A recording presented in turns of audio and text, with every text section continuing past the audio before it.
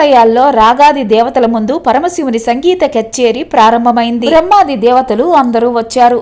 పరమశివుని గానంలో 72 మేళకర్తలు, వాటి జన్య రాగాలు జవజీవాలు సంతరించుకున్నాయి, స్వర సంచారం చేస్తున్నాయి. వాటి మహిమ వల్ల రాగాది దేవతల లోపాలు చక్కబడి వారి వారి లోకాలకు వెళ్ళిపోతున్నారు. పరమశివుని గాంధర్వ గానానికి శ్రీ మహావిష్ణువు ఆనంద రసమయ లోకాల్లో విహరిస్తూ పరవశించాడు. ఆయన హృదయానందమే జలరూపం ధరించి శ్రీహరి కుడికాలి బొటనవేలు నుండి బయటకు ప్రవహించింది. అది గమనించిన బ్రహ్మదేవుడు ఆ పవిత్ర జలాన్ని తన సువర్ణ కలశంలో భద్రపరిచాడు.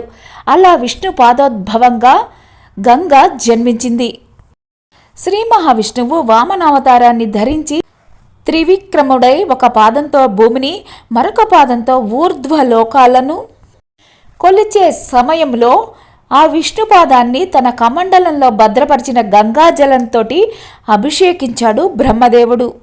ఆ అభిషేక జలమే దివిజ గంగగా అవతరించి స్వర్గలోకంలో ప్రవహించే పావన నదీమె తల్లి మందాకినిగా మారింది.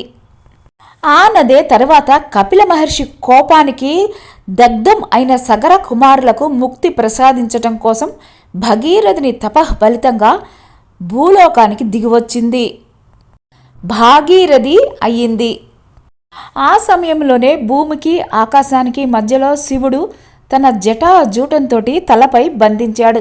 తరువాత చిన్నగా గంగను వదిలాడు.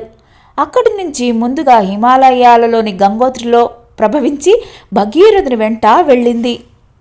దారిలో జుహ్ను మహర్షి ఆశ్రమాన్ని తడిపితే ఆయన మొత్తం గంగను తాగేశాడు. భగీరథుడి ప్రార్థనపై మరలా జుహ్ను మహర్షి కుమార్తెగా గంగ ఆవిర్భవించింది. అందుకే జాహ్నవి అయ్యింది. అలకనందగా పావన జీవన వాహినిగా ప్రవహించింది. పాతాళానికి చేరుకొని సగర కుమారుల భస్మరాశుల మీదుగా ప్రవహించింది. వారికి ముక్తిని కలిగించింది.